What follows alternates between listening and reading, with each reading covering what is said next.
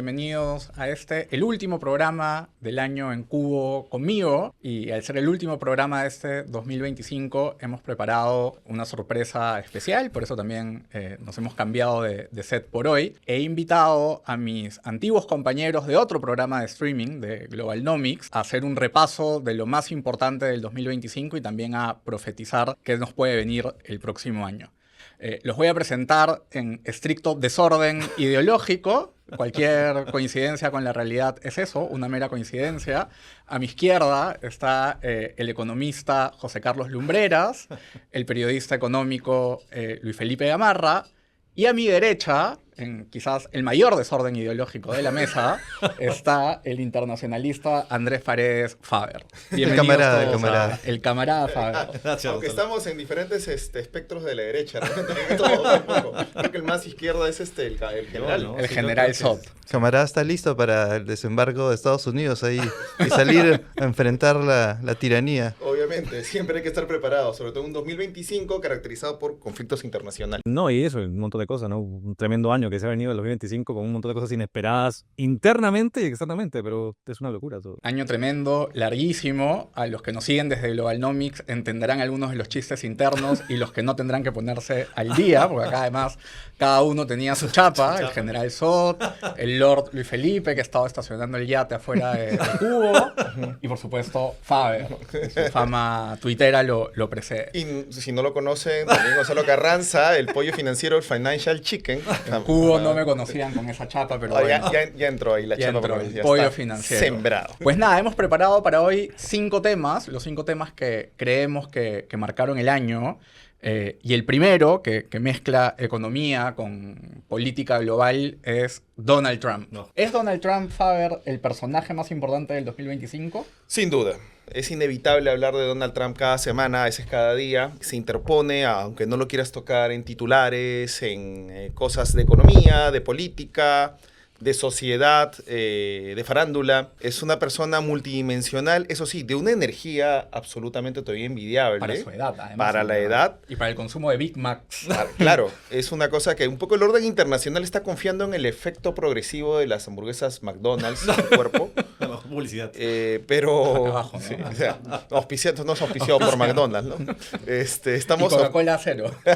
Pero es un personaje transversal a todo realmente. Transversal a las noticias, no de la mejor manera. Para ponerlo en el plan menos adjetivable posible.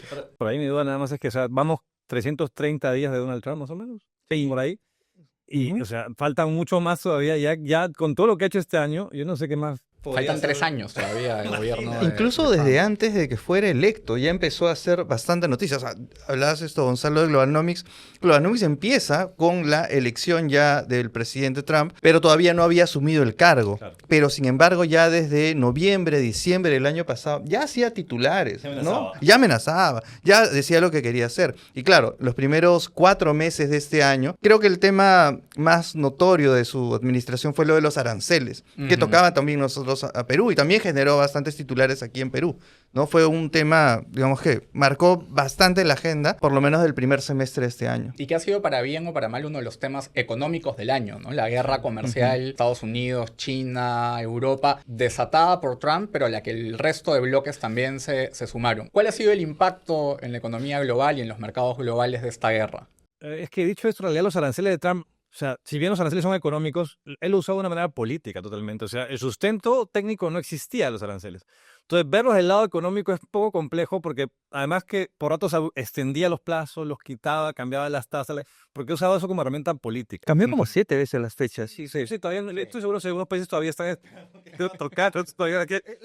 ¿No? Sí, estábamos esperando las cartas, ¿no? Quería llegar a cada mandatario su carta respecto de los aranceles. Si te metías con su amigo, te ponía 100% de aranceles, en el caso de Brasil. Si no, o sea, entonces, verlo de manera económica es complicado. A Perú, en todo caso, no le ha afectado básicamente tanto. Incluso tampoco a otros países, porque finalmente la amenaza de Estados Unidos lo que hizo fue que los países buscaran otros socios comerciales que eran naturalmente obvios, pero que no los habían visto. China está con un hito de exportaciones, a pesar de las aranceles de Trump. Entonces, en realidad, no le ha salido tan bien la jugada en ese sentido, salvo para mostrar, que es lo que creo yo que quiere, que él tiene el poder de hacer lo que le da la gana. Sí, y varios análisis agregados de los aranceles de Trump lo que muestran es que no han llegado a los peores niveles que uno podría haber esperado a inicios de año o en el Liberation Day, si se acuerdan, en abril, cuando salió con esta pancarta horrorosa. Como un Moisés con tablas Claro, de la ley. con las tablas de la ley. Al final, entre los retrocesos, las postergaciones, estos cambios que dice José Carlos de los niveles, es un nivel arancelario alto para estándares recientes, pero no el más alto que se temía. Sí, ¿no? la inflación no ha sido tan alta como sus críticos y detractores anunciaban, incluidos nosotros en el programa. Y también, bueno, la Fed también tuvo que poco torcer la muñeca, o sea, tuvo que ceder ante las presiones del presidente Trump. Es que lo que pasa, creo que se creyó un inicio que iba a hacer lo que dijo que iba a hacer, pero no lo hizo. Entonces la OMC y todos dijeron esto va a ser un fracaso, un desastre. Y no pasó tanto porque cambió mucho en el camino. Entonces ya las medidas ya no le queden a Trump, básicamente, cuando dice, te voy a poner un arancel, luego te juntas con él, te tomas un trago, le dice que es lo máximo, eres lo máximo, te quiero, qué lindo, y ya se baja un poquito y dice, ya, bueno, ya. Le das una medalladita de oro, un triunfo. Algo de oro. Algo de oro, Siempre un con Trump. premio de la FIFA de la Paz, con unas manos que agarran una pelota.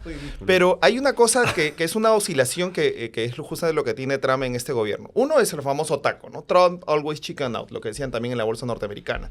Trump siempre avanza y luego retrocede. Pero por otro lado, los aranceles sí son un síntoma de una línea que sí existe en Estados Unidos y que a mí me ha preocupado mucho leer en el último documento nacional de seguridad y estrategia norteamericano, que plasma las directrices del gobierno y que considera en su primera página error al globalismo. Llamado globalismo es cuando se refieren desde un punto de vista soberanista, que no quieren instituciones multilaterales, y el así llamado, entre comillas, en el documento, libre comercio. O sea, el free trade está como cuando desde la izquierda más radical y proteccionista se habla del libre comercio que arruina a los pueblos. Ese mismo discurso lo tiene Trump y los suyos en el Es una documento. bandera de la derecha la crítica Sí, al libre exactamente. comercio. Y ahí también, bueno, el globalismo aquí lo podemos atacar un poco más porque ya no estamos en un canal auspiciado por Soros. Eso es cierto. Me dicen que Cubo no recibe esos auspicios. Ya ahora sí puedo denunciar los males de la Ahora Agenda sí puedes 2030. al denunciar fin. la Agenda 2030. Al fin. Los adenocromos también, que estaban financiando el programa también. Pero lo que sí, para cerrar un poco con la parte económica de Trump y darle espacio a Faber para que comente el tema geopolítico y la búsqueda obsesiva del Premio Nobel de la Paz, no el de la FIFA, sino el verídico. Ese era el consuelo. Pero sí Trump ha cuestionado el orden comercial internacional, ¿no? O sea, la Organización Mundial del Comercio ha ahondado su decadencia, los tratados de libre comercio está a punto de renegociar otra vez el de México y Canadá. Entonces sí ha habido ahí una afectación que vamos a ir sintiendo en el largo plazo, ¿no? Al consenso pro libre comercio, hoy hay un consenso que vira más al proteccionismo. Ha cambiado las cosas totalmente, ¿no? En general ha cambiado las cosas de las perspectivas que comenzó el año de todos los países, las cambió totalmente, pero en muchos casos no para mal tampoco. ¿Tú qué has visto? En realidad el año, no sé, es como esa sensación, no sé si les ha pasado alguna vez, se han ido de viaje durante un tiempo y dicen, no he visto noticias un mes, y vuelves a ver, y más o menos que es lo mismo. O sea, tampoco es que ha cambiado mucho el contexto internacional. O sea, ya vamos a hablar de gas, vamos a hablar de Ucrania, pero por lo menos en lo económico, en lo de Trump, las idas y venidas de los aranceles, la inflación, en realidad, más o menos que la cosa tampoco ha cambiado mucho. Pero a nivel de comercio exterior lo que ha cambiado no es tanto la forma en que se mueve el comercio exterior, pero sí los países a los cuales se destina el comercio exterior. Eso ha cambiado un poco hacia Estados Unidos, ya no tanto, sino hacia otros países. Ya ha dinamizado un poco algunos ejes comerciales que antes no estaban tan así. Lo que sí es un punto en la línea de lo que dices es China. China, el protagonismo que Trump los ha empujado a la palestra, ¿no? Los ha puesto en la vitrina. Que antes, digamos, tenían un protagonismo, sí, de una economía creciente, muy que va a una velocidad importante, pero el protagonismo ya no solo económico, sino político, y la importancia de China geopolíticamente, eso fue también un empujón que le dio Trump. Bueno, ahora quien habla de libre comercio, de free trade, sin comillas, es Xi Jinping, ¿no? Exacto. Es el abanderado del Es libre más, comercio. presidentes de América Latina se reunieron con Xi Jinping a mediados de año también, justamente para hablar del potencial económico de América Latina, pero desde la perspectiva de China. Ya no, digamos, un Estados Unidos que antes tenía más protagonismo en la región. Y hace unas semanas nos han logrado un superávit comercial de 1 billón, una cosa así. China es una locura, que en su vida había tenido eso, y eso a pesar de los aranceles de Donald Trump. Sí. Bueno, Luis Felipe mencionaba Ucrania, gas, es algo de lo que vamos a hablar también como uno de los 5 temas del año. Y para hacer el pie con esa temática, Faber, 2026, ¿Trump Premio Nobel de la Paz? No, No. afortunadamente, y para el Nobel de la Paz no ha hecho nada respecto a que puedan considerarlo en el comité sueco para el Nobel. Este año intentó de manera acelerada aparecer en cada conflicto. Parece que le hicieron una lista de los conflictos que habían pendientes y que este año ha estado lleno de conflictos, y él se ponía en la foto. Ahora, ver, vamos a ponerlo en contexto, ¿no? Y hacer una enumeración rápida. Conflicto Azerbaiyán-Armenia, eso estaba resuelto antes que llegue Trump. El conflicto entre India y Pakistán, Trump se mete en la foto porque esos dos países tienen constantemente un intercambio fronterizo y nunca llegan a más porque tienen armas nucleares. El conflicto entre Ruanda y el Congo. Apareció Trump en la foto y dijo, él lo he solucionado. A la semana siguiente, Ruanda seguía financiando al M-30 que está invadiendo el Congo. El conflicto Tailandia-Camboya. Él dijo también, se acabó. Lo acaba de poner el sello Trump de la paz. Ahorita están lanzándose bombas los tailandeses y camboyanos. En el caso de Israel e Irán, él sí con el bombardeo limitado de Irán a un solo día, le dio en la yema del gusto a Israel sin copar sus expectativas y también le dio una señal indirecta a Irán de decirle, mire, solamente te estoy bombardeando una vez, si tú contestas hay algo más acá pendiente, pero si no, quedamos acá tas con tas. E Irán entendió el mensaje hecho bomba y ahí terminó el conflicto. Entonces, eso me parece dentro de todo, para no poder decir Trump, todo mal Trump, el único momento donde se manejó bien un conflicto que podía escalar. Y en el tema de Gaza, ha habido, y no sé si estaremos de acuerdo o no acá, pero es un genocidio según diferentes instituciones internacionales. Y Trump lo que logró en esa negociación, después de que Israel acabó con 70.000 palestinos en Gaza, fue lograr que Hamás entregara a los rehenes. Con mediación de él, pero también con mucha de la presión de Israel acorralando a Hamás. Entonces, ¿qué ha hecho Trump? Ha hecho en Medio Oriente un par de un medio gol por ahí, y en el resto hasta autogoles. Y en el siguiente año se ve de que bajo la política que Donald Trump está siguiendo y los suyos, ¿no? La gente de MAGA, de Make America Great Again, están diciendo, ¿saben qué? Nosotros ya no queremos encargarnos del mundo. Es más, cada país tiene su lugar de influencia. China tiene su lugar de influencia y China, bueno, como decía Luis Felipe, es un protagonista inevitable de la política internacional, es más, ha vuelto a recuperar el lugar histórico que tiene, y a Rusia le da también un lugar que realmente no lo merece, porque hay una debilidad de Trump hacia Rusia. Pero tienes un enfoque a América Latina con el tema de Venezuela, ¿no? Que por ahí que lo tocamos también, pero digamos que le ha cambiado su enfoque hacia la paz, con un tema de vamos a derrocar dictadores y vamos a ser los líderes de y a bombardear barcos. Solamente para complementar eso, acabar con 100 personas en ejecuciones extrajudiciales en el Mar Caribe no te da acceso al Nobel de la Paz, precisamente. No, y hablando del Nobel de la Paz, de alguna manera también quiso meterse en el Nobel de la Paz que le dieron justamente a María Corina Machado, en el que tuvieron una conversación y prácticamente dijo, en realidad lo merecía yo, pero no las circunstancias han hecho. Pero quien quiera que sea ella, porque dijo que tampoco la conocía, claro, sí, ha hecho algo bueno y se lo merece. Dicho sea de paso, mientras tenemos esta moción, están queriendo cancelar a María Corina Machado en el Hay Festival, creo que de Cartagena o alguno de los que se vienen, varios intelectuales justamente por esos coqueteos trumpistas, ¿no? Pero creo que es un Nobel de la Paz. No sé, Faber, ¿tú qué opinas? Bien ganado el de María Corina. Absolutamente bien ganado. A pesar de que por el otro lado... Aprovechando que no estamos en vivo y que no te van a caer los fans de Maduro. No, los fans de Maduro, ahí ha estado al pie del cañón para camarada, te van a decir sí, camarada, ¿cómo no haces eso? Los seguidores, claro, pues ¿cómo van? O sea, hay un tema allí de que tienes una dictadura de 25 años de un cuarto de siglo que le ha hecho mal a Venezuela y un personaje que pueden decir que está acercando a cierta derecha o está apoyándose en Trump. Es cierto, pero la pobre señora María Corina Machado no tiene muchas opciones y no está liderando una guerrilla, no está liderando un movimiento violento, no está acabando extrajudicialmente con nadie. Entonces, esa lucha por la democracia que tiene ella de manera valiente además, le ha hecho que totalmente merezca el Nobel de la Paz, que además es un premio político, porque es un premio que le permite a ella tener un poquito más de chances en este intento de cambio de régimen que no sé qué tanto éxito vaya a tener con la presión de la Armada norteamericana frente a Venezuela. Hasta no se sabe si es un bluff. El tema de Trump es como este candidato que tenemos en Perú que ponía inaugurado, pero la obra todavía no había concluido, ¿no? Dilo, Felipe. ¿Quién es? ¿Quién es? López Aliaga. Que vengan los trolls de Portia. Bienvenidos los trolls, siempre que no insulten. En el recuento de guerras nos faltó Ucrania-Rusia. Estamos... Felipe. Otra vez. Ya, habla. 10 minutos, pero así con tiempo, con cronómetro.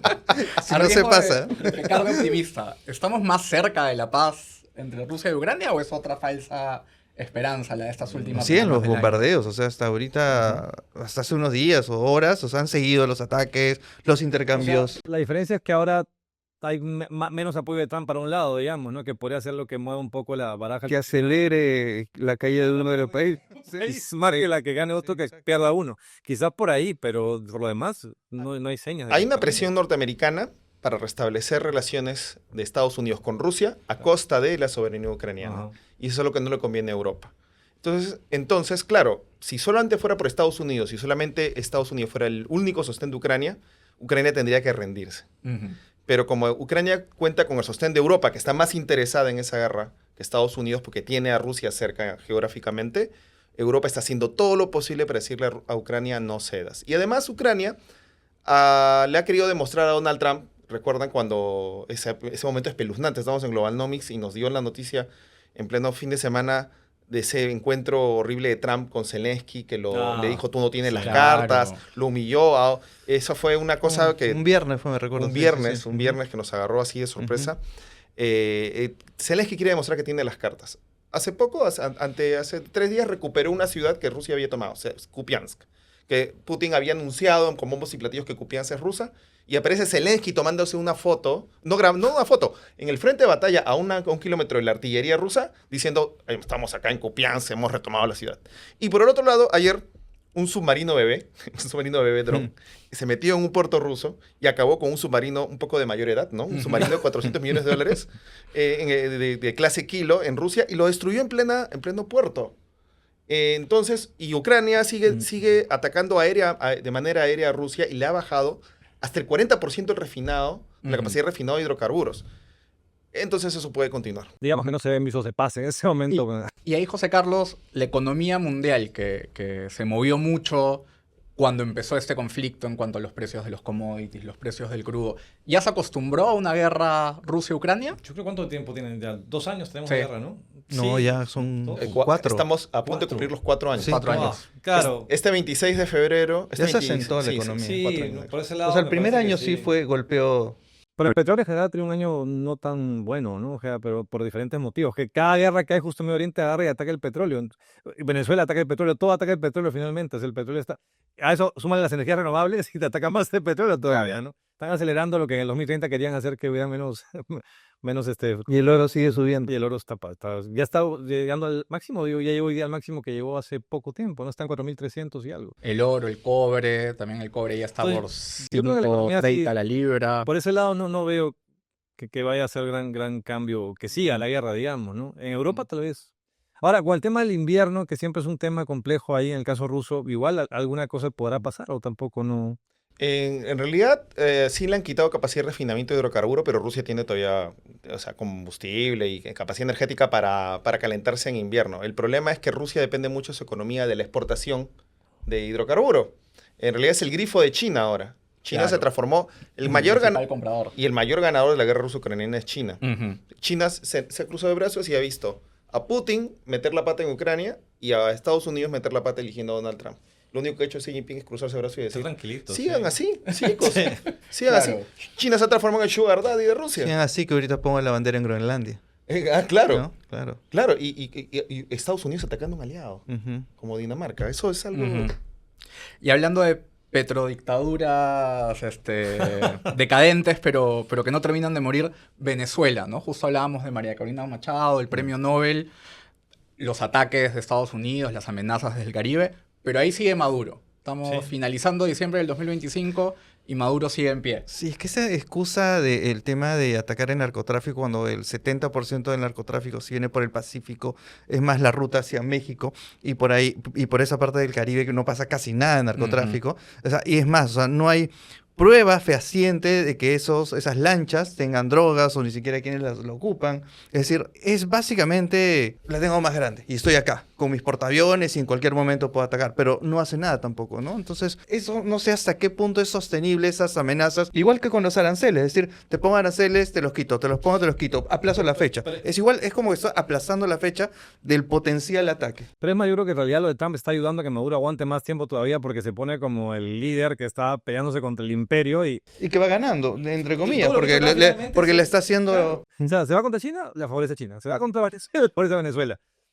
Finalmente, claro, le está ayudando, porque ¿qué aguanta Maduro ahí en el poder tantos años? ¿Qué hace? O sea, si realmente quisieran para sacarlos, intervendrían. La economía no está bien, el liderazgo no está bien. ¿Qué es lo que aguanta que todavía siga tantos años ahí en el poder?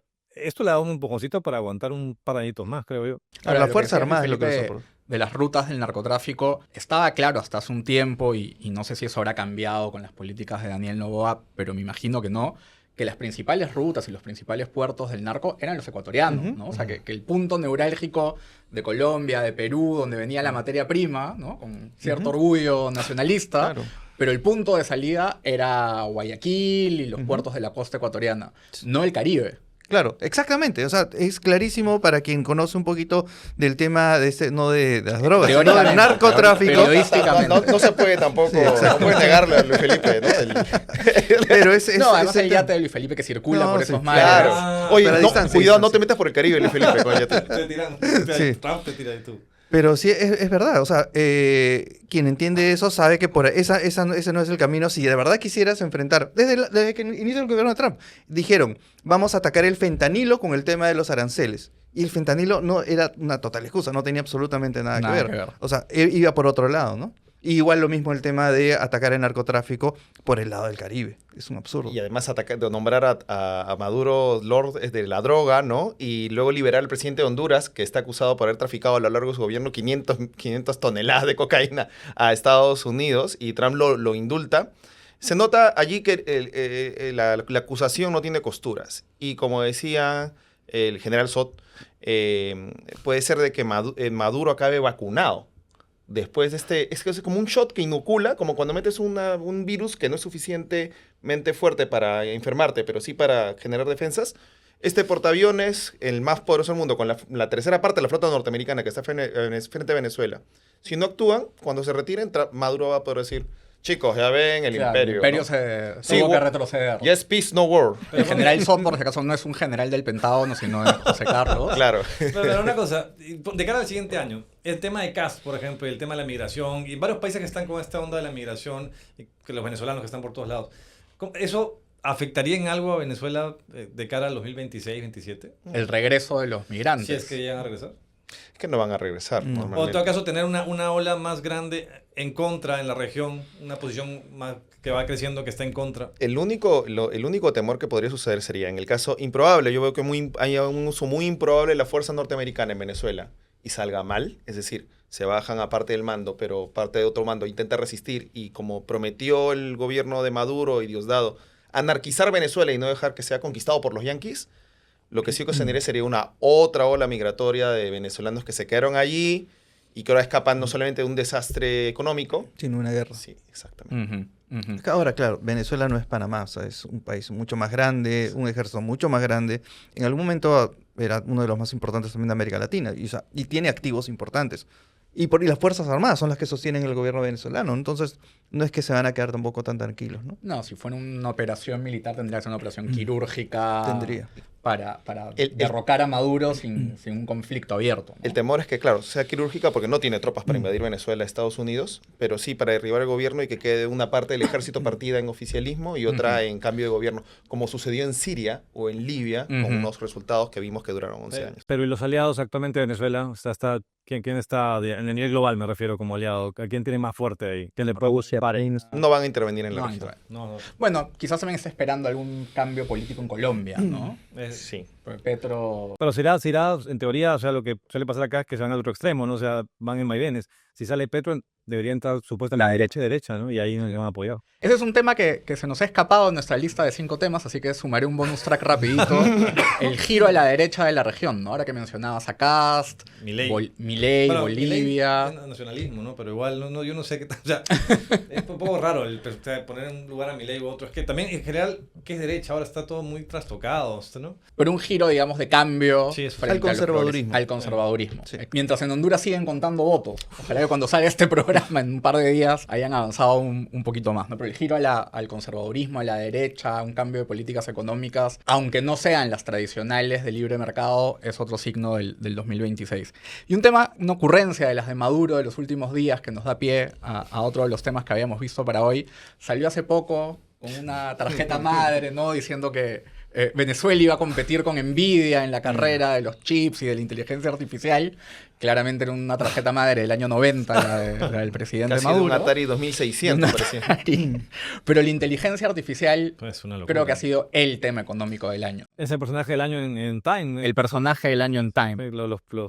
¿Cómo le decían? Los fundadores. Los arquitectos. Los arquitectos de la IA. Claro, esa ha sido la carátula de hace una semana, o por esa semana, ¿no? De esta semana. El lado económico de la mesa, cómo ve la IA y sobre todo, algo que ya hemos conversado aquí en Cubo en algún par de programas, la posibilidad de una burbuja alrededor de la IA. Hay mucha expectativa sobre la IA, pero en realidad como es una cosa bastante abstracta, o sea, no hay nada muy tangible de lo que puede o no puede producir. Hay una guerra muy fuerte entre un montón de empresas. Ahora, no es tan abstracto porque fue la burbuja del .com de los 90. Es decir, es más aterrizada. Es decir, las empresas la usan, los usuarios la usan y la están pagando. Entonces, el .com sí en algún momento, en los 90, pues se disparó, 97, 98, y la gente empezó a sobreinvertir y eso obviamente creó, digamos, después de que se cayeran porque no podían recuperar. Pero ahora están sobreinvestiendo un montón también. O sea, digamos, Ahora, pero la competencia de China, o sea, la aparición de esta inteligencia artificial que de pronto hacía lo mismo, pero exacto, a una fracción del costo de lo que hacía, exacto, la de Estados Unidos, golpeó enormemente. estamos hablando de que cada semana salen anuncios de que hay alianzas sobre la IA de 100.000 millones de dólares para arriba. O sea, una cosa brutal. En un mercado que todavía no es rentable. Están pensando en ser rentables 2027, 28 incluso. O sea, estamos hablando de un par de años en los cuales... Y puede de repente pasar que en medio de esa locura de inversiones y meterle más plata a Nvidia y a OpenAI y todo eso, aparezca una empresa como DeepSeek, ya no en China, en India. Y de repente haga todo mucho más barato y se tumba todo.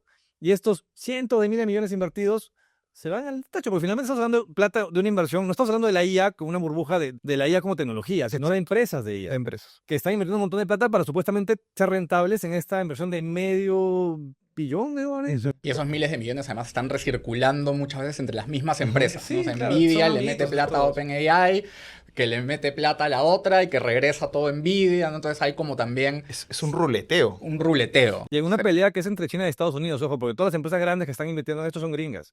Pero llega un punto en que China también está ahí jugando sus fichas. Le impiden algunas cosas, no puede importar algún tipo de chips, pero está metida en esa guerra. Y si saca algo China, todas esas empresas de acá se pueden ver golpeadas porque finalmente el mercado se va a ir a lo que les sea más rentable. No hay que le caiga mejor, a que tenga Disney o qué sé yo. O sea, no va por ahí el tema, ¿no? Un punto importante además en las burbujas, si es que hubiera una en la inteligencia artificial, yo creo que se está gestando una burbuja a nivel financiero, ¿no? Por más que la tecnología realmente sí vaya a revolucionar el mundo, lo que todavía no se encuentra son los modelos de negocio rentables y cómo amortizar esas inversiones millonarias que se están haciendo en data centers, en consumo de electricidad, pero alguien lo va a encontrar. O sea, el capitalismo brilla justamente por darles espacio a los innovadores para que encuentren esa... Brilla, explícale eso al camarada. Yo descubrí que No. Faber era más capitalista de lo que uno Miri, puede Es un pensar. empresario. donde se Claro, pone es un empresario, empresario, claro. emprendedor además, pequeña escala. De la Pero inteligencia analógica, Armando. claro, para Rompecabezas. quitarnos de las pantallas, pero el capitalismo a veces brilla y luego se vuelve una enana roja. Recuerda que tiene ciclos, ¿no? Tiene Tiene ciclos y en esos ciclos hay caídas. Tiene Y- ciclos en cuanto al crecimiento económico y en cuanto también al valor de los activos, y por eso yo sí creo que hay una burbuja, ¿no? Y que hay valores que no se van a sostener, pero esa tecnología va a encontrar maneras de hacerse rentable, como pasó con las .com, ¿no? Cayeron Exacto. muchísimas, se perdió mucha plata, pero el Internet no dejó de Al revolucionar final la forma sigue en siendo que capital de trabajamos. riesgo. O sea, y los inversionistas lo saben y lo manejan así. Ahora, hay un tema que es el tema de la IA, de las empresas de la IA y lo que hacen a nivel de software de IA y todo esto. Pero otra parte es todo lo que soporta esa IA que tiene que ver con los chips, con los data centers, todo esto. Ahí, por ejemplo, el caso de las tierras raras es también una cosa clave y ahí el monopolio lo tiene China. O sea, el mercado de las tierras raras que es súper contaminante, que es súper complejo. Creo que la mitad de la producción de tierras raras está en China, pero el 90% de la fabricación, de la manufactura de tierras raras está en China. Eso va a ser una cosa también clave a nivel del crecimiento futuro de la posibilidad de la IA, porque está invirtiendo mucha plata por todos lados, pero quien maneja eso y quien manda es China. Si no me equivoco, ustedes lo sabrán mejor, me corregirán la cifra. No sé si es el 30 o 40% de la bolsa norteamericana que está sumida en estas inversiones de IA y este ruleteo. Y es una apuesta. Como decía Luis Felipe, es un capital de riesgo. O es una apuesta grande, o te vas para arriba con todo, pero también existe una posibilidad no remota, visible, en el horizonte, de una caída estrepitosa. Y creo que yo temo que puede ser, tú me dijiste que puede ser más estrepitosa de lo que parece. Puede ser estrepitosa en la medida en que esta es una tecnología que, si bien es revolucionaria, demanda una inversión de capital fuertísima. ¿no? El tema de los data centers y de las fuentes de energía. Nuevamente, salvo que los innovadores encuentren una manera de producir energía más barata o de operar más eficientemente, como ha pasado en China, ¿no? Las restricciones que también pone Estados Unidos a la exportación de chips a China, lo que hace es que China tenga el incentivo de crear tecnologías nuevas que bypasseen de alguna manera estos chips sumamente consumidores de energía que tiene Nvidia y... Pero lo que preocupa a mí, por ejemplo, a diferencia de lo de .com, es que en este problema actual de la IA, sí hay dos países en guerra en este tema, ¿no? Que no había en el tema de .com. Entonces, igual, Estados Unidos quiere mostrarse como que es el gran líder y en medio de eso, ellos mismos han invertido, el gobierno ha invertido también plata en el tema de la IA y está todo el tiempo promocionando eso como que fuera un logro de Estados Unidos.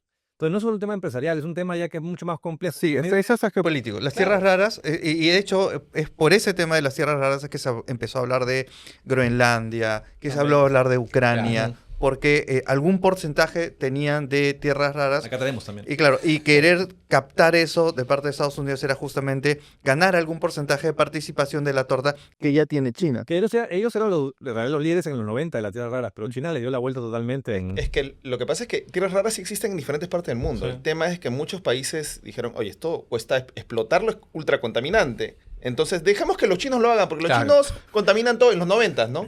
Queman carbón, contaminan todo. Era la China en los 90 que el desarrollo, el costo que sea, cuando llenaron de hollín sus ciudades y tuvieron que hacer luego la muralla verde alrededor de Beijing para evitar que todo se llenara pues, de contaminación y smog. Y en esta carrera, China dijo, oye, realmente no le están poniendo mucho empeño a las tierras raras y en el futuro se ve esto que va a ser importante. Y ahí hay una ventaja en ese sistema político autoritario que sí tienen la certeza de que en 5 o 10 años va a seguir más o menos el mismo plan, que no va a cambiar de plan como sucede en las democracias liberales que vamos de un lado, vamos para el otro. Es ahí donde dijeron, bueno, 5, 10, 15, 20 años mantengamos esto. Acumularon pues lantanio, actinio, todas estas cosas que ahora sirven para desde para los chips hasta para hacer misiles guiados de alta precisión. Y ahí también, digamos, sin tener toda esta onda hasta esotérica de las tierras raras, pero el cobre ha cobrado, valga la redundancia, renovada importancia este año, justamente porque es un material crítico también para todo este cambio tecnológico. En el Perú somos líderes en cobre y eso le ha dado soporte a nuestra moneda, al sol, ¿no? Junto con también la debilidad global del dólar. Y ese creo que fue el otro tema que ha marcado el año. El tipo de cambio. ¿Cuánto el va a tipo estar de cambio, cuánto va a estar. Nadie le acertó. Todavía espero las cartas notariales de los que nos veían en Globalnomics diciendo el pollo me aconsejó mal, me dijo que no comprara, que no vendiera mis dólares y acá siguen cayendo. En la evolución del tipo de cambio, que claramente estaba en la cabeza de todos. Una manifestación más, Luis Felipe, José Carlos, de la fortaleza del Perú, de la gestión monetaria cambiaria del Perú, o un síntoma de la debilidad global del dólar. Bueno, Julio Velarde creo que sigue siendo el protagonista de este año. Les comentaba por interno cómo el país se ha restado de institucionalidad y ha quedado evidente la labor de un personaje que de pronto mucha gente no conocía, mucha gente no tenía idea de la labor del BCR, salvo quienes de pronto nos interesamos en estos temas de economía, pero para la gran mayoría de gente ha quedado claro que este personaje es clave en una economía informal y una economía que sigue altamente dolarizada. Entonces, ¿cómo una economía altamente informal y altamente dolarizada no ha caído en temas de inflación o ha mantenido un tipo de cambio estable sin entrar a grandes picos? Es por las políticas del BCR. El anuncio que ha hecho ya de me retiro del año que viene es creo que lo deja como un personaje clave. Sí, no, ahí no me acuerdo quién, si era Standard & Poor's, o Moody's, que alguien dijo que les preocupa más el tema del cambio de Velarde que el tema de las elecciones presidenciales el próximo año. Pero en medio de eso, claro, está el tema de los términos de intercambio famosos, ¿no? Está el tema del precio del cobre, el precio del oro, que está en una locura, y está yendo muchos dólares al mercado, entonces por eso el dólar está muy bajo. Pero ese boom del término de intercambio no lo estamos aprovechando para nada en el Perú tampoco, ¿no? Porque en realidad estamos todavía en déficit, vamos a terminar en déficit, todavía el próximo año también en déficit, deberíamos estar súper bollantes y no lo estamos aprovechando. Y el crecimiento debería ser más alto. Y el boom se calcula que esté un par de años más, o sea, el 2027 debería llegar un pico, dicen, en el precio del cobre, en la subida del precio del cobre, y ahí a comenzar a bajar por tema de producción, en general por varias cosas.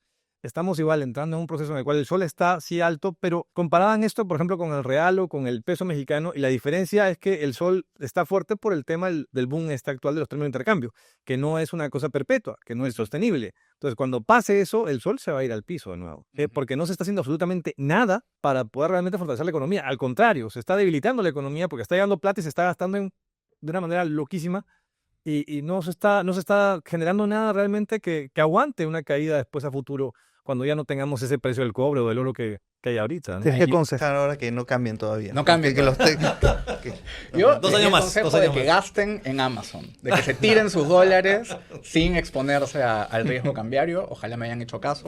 O en Temu, o en Shein, si se querían ir del lado chino.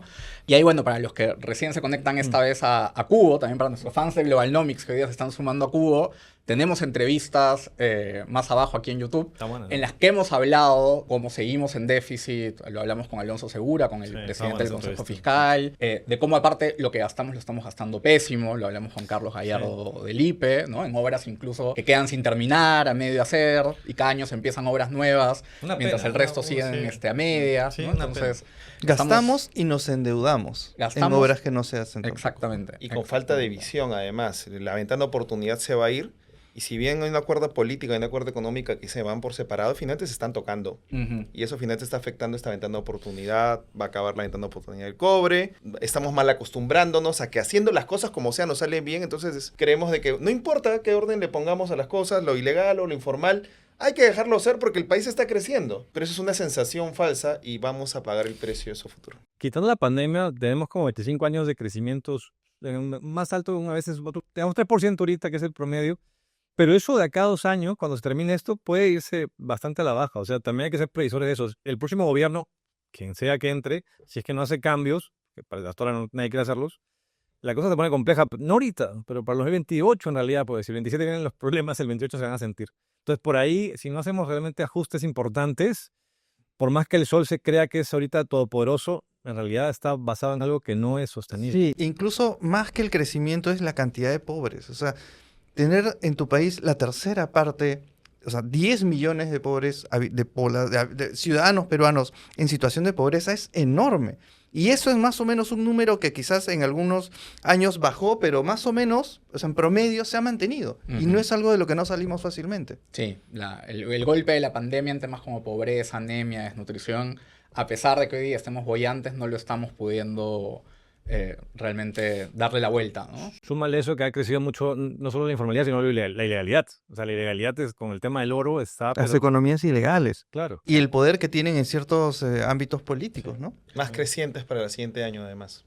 Bueno, justamente para hablar del próximo año, que nos quedan un par de minutos en el programa de hoy, y para intentar terminar este programa con una nota más alegre, ¿no? Porque la economía, si no, siempre es de dismal science, y siempre terminamos deprimidos después de ver este programa.